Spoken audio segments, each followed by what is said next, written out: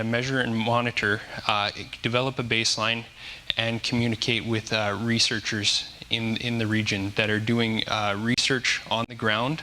As was spoken earlier, a lot of the research is done there, taken back to Oslo, New York, presented at conferences much like this, and the community doesn't know what is going on or what the results actually were.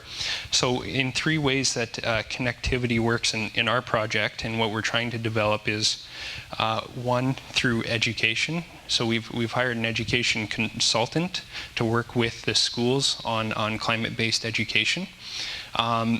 Because we brought someone up from the south, it requires a lot of travel and things like that, and where I've learned that BDEC here in the region is doing a lot of education-based learning over the internet. I think that now we're going to start developing some aspects of that in the project. So another way is our research is going to be, the data is going to be collected by the IRC, and it's going to be kept with the IRC. And this will be done through ArcGIS, which is a software that many researchers use to gather their data and develop their data. But this requires training and teaching people on the ground how to use this software, how to develop it, how to use it, and to create a kind of a unique way of telling that story of what we're collecting and bringing it back to the community. And one way we plan on doing this is through a thing called Story Map. And we hope to develop a story map that tells what permafrost is, why it's important, why collecting this data is important, and kind of a real live of what real life stats of what we're finding. You know, if the permafrost active layer is 6 meters and how that's changed from year to year. And by no means are we going to measure climate change in 3 years. We've got millions of dollars and lots of scientists doing that already. But another aspect of communication is through a weather station. And so we plan to have a weather station out out on the coast, further north than Tuk, believe it or not. And so we plan to have this on the ground where we're collecting this data, whether it be air temperature, wind speed, and the ground temperature and things like that. But we plan to have a camera.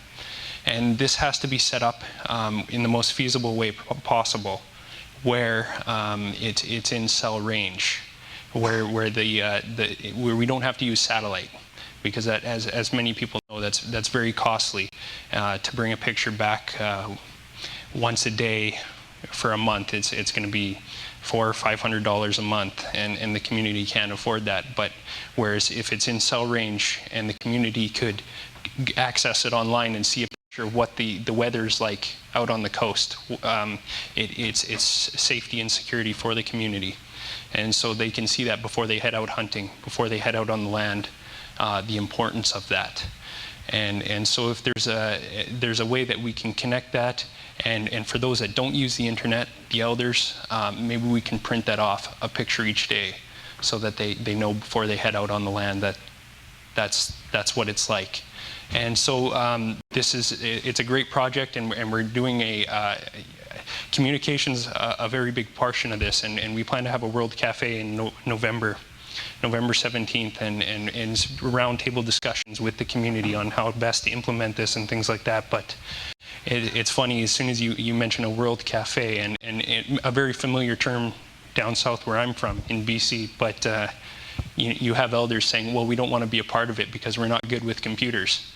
But it's got nothing to do with computers, and the communication on how we implement projects like this is very important for the communities we're involved in. So that's a bit about our project, but if you have any questions, or if you want to support some of the initiative we're doing with this, it would be great to have these discussions. So feel free to contact me. Excellent. Thank you, Shaun.